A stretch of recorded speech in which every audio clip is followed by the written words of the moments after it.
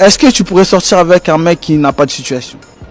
Comment ça? Un mec qui travaille pas, qui fait non, il rien. faut un mec riche, moi. Riche? Ouais. Ah Un mec ouais? qui a de l'argent. Ah ouais? Ah non, ouais. Ouais, l'argent, ça fait pas tout. Bah si, pour moi, si ça compte. Un mec sans situation, ça t'intéresse pas. Non, je m'en fous des mecs, moi, juste l'argent. L'argent. Ouais. L'amour, non? Non.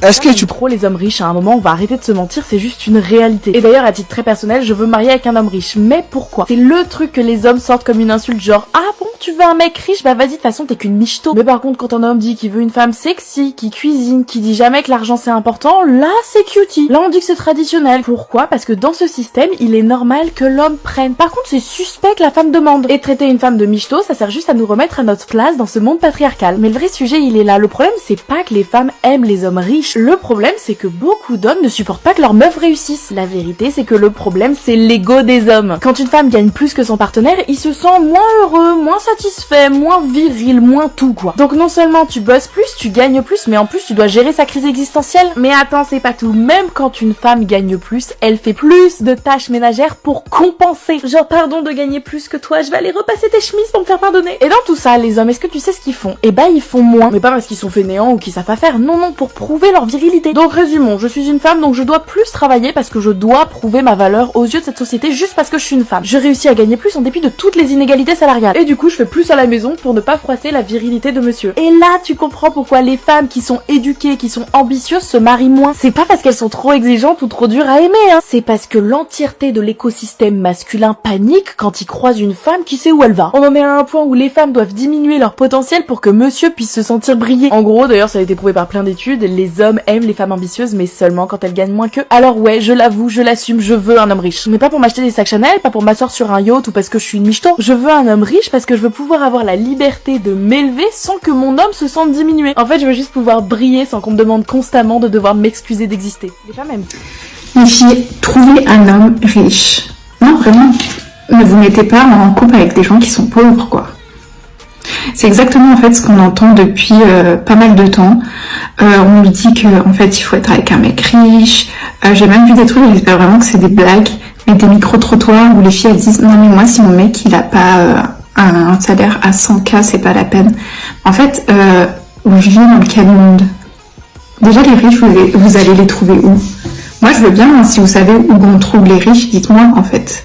Mais vous êtes au courant que la plupart des gens travaillent normalement, touchent un SMIC, touchent un salaire qui est moyen, quoi. Et en fait, pour rencontrer des gens riches, il faut être riche. Parce que les gens riches ne traînent qu'avec les gens riches.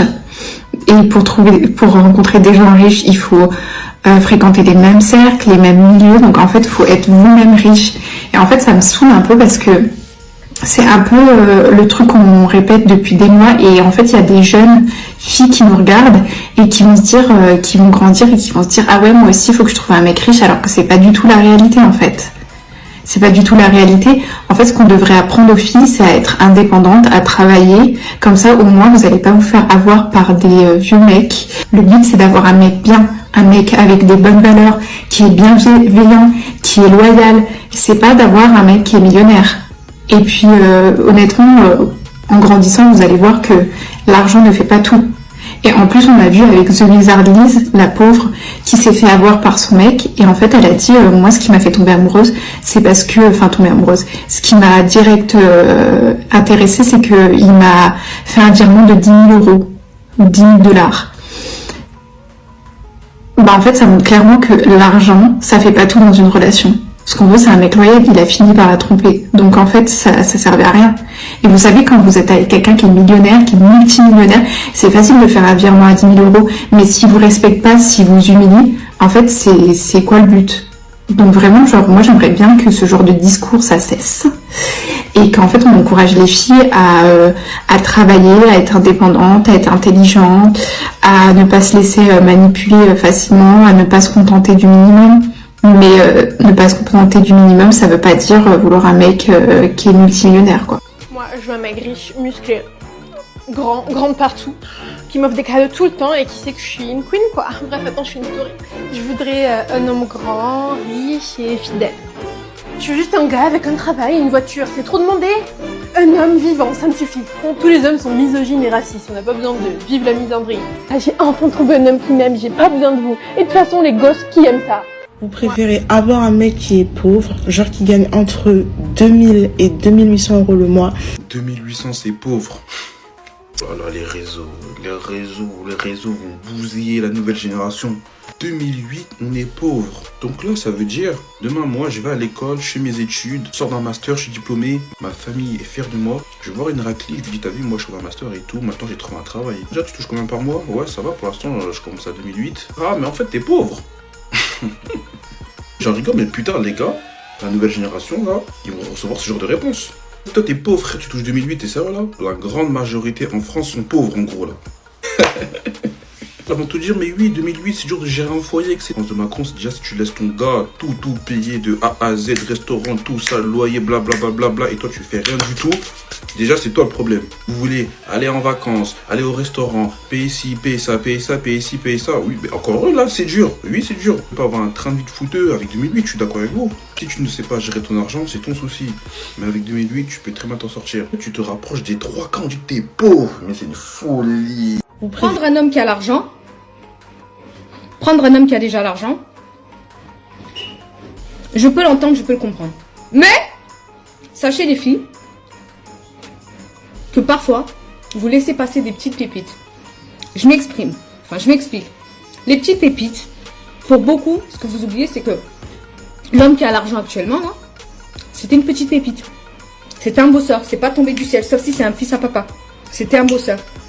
Et je pense que parfois, vous laissez passer les bosseurs, les hommes déterminés, les hommes qui ont la dalle de réussir. Et les hommes, en fait, qui vont jamais qui vont rester focus. Et ces hommes-là, parfois, oui, ils sont peut-être en train encore de travailler à McDo. Oui, peut-être qu'ils sont encore en train de laver les voitures. Oui, peut-être qu'ils sont en train de... Vous voyez ce que je veux dire? Mais tant que tu ne sais pas c'est quoi l'ambition du mec, tu peux pas savoir. Pour moi, tu peux pas t'arrêter... Après, moi, c'est un conseil de tantine, hein, vous savez, moi, de ce que j'ai vu autour de moi. Après, vous allez me dire, oui, mais bon, si on prend un mec qui n'a pas trop la situation, après, quand il aura la situation, il va nous tromper. Mais même le tonton, là, que tu prends, qui a déjà l'oseille, il peut te tromper. Mais un homme, là, actuellement... bien sûr, il y a des cas, je vous ai dit au cas par cas, mais dans 90% des cas, quand le mec, il est focus sur son projet, quand il a la dalle d'argent, il a la dalle de réussir, il a de l'ambition comme pas possible et qu'il a une détermination de faire, tu peux être sûr qu'il va pas bouger.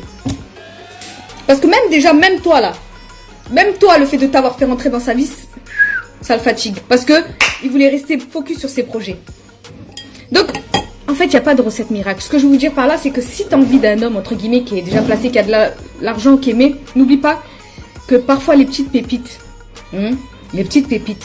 se trouvent chez les bosseurs là, qui bossent H24, mais qui ont peut-être pas encore l'argent, mais qui ont certainement un futur par la grâce de Dieu. Réfléchissez les filles. Voilà. Vous voulez faire avec ce genre de femme en tant qu'homme. Tous les mois, elle doit faire ses ongles à 150 €. Elle doit faire ses cheveux, changer de coiffure, on va dire aussi 150 €. Elle doit faire ses extensions de cils, 80 €. Elle doit faire ses lèvres, elle doit faire je ne sais pas combien de soins sur son corps. En fait, son corps lui revient tous les mois à plus de 500-600 €. Où voulez-vous aller avec ce genre de femme en tant qu'homme? Je me répète, hein. Vous voyez ce genre de fille? Si vous la prenez pour construire une vie avec elle, vous n'allez jamais progresser dans votre vie. Parce qu'avec ce genre de femme, elle a déjà un budget sur son corps qui est trop. Et ce budget-là aurait pu servir pour vos projets futurs. Mais sauf que madame ne voit pas plus loin que demain.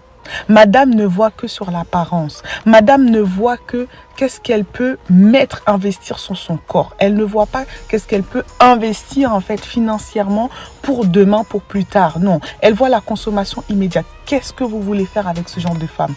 Où voulez-vous aller avec ce genre de femme? Je ne suis pas contre. Moi, je suis le genre de fille vraiment très coquette, très féminine. Je prends soin de moi. Mais je ne vais pas dépenser autant tous les mois pour prendre soin de moi. Ok? Il y a certaines choses, je peux m'en passer. Est-ce que j'ai vraiment besoin d'extension de cils? Non, j'en ai pas besoin. Est-ce que j'ai vraiment besoin de faire mes ongles à 180, 150 euros? Non, j'en ai pas besoin. Au pire des cas, je peux m'acheter les appareils, je peux les faire moi-même. Et c'est ce que je fais en fait. Et j'économise tellement d'argent. Parce que quand je vois des vidéos de femmes qui dépensent 150 euros pour des ongles qui ne vont même pas durer 2 semaines, 3 semaines, je me dis mais vous êtes bête. Franchement, vous êtes bête en fait. Vous êtes vraiment très très bête. Vous n'avez rien dans le crâne pour faire ce genre de conneries. C'est votre argent. Vous dépensez votre argent comme vous le voulez. Mais vous n'êtes pas très intelligente. Mais vraiment pas.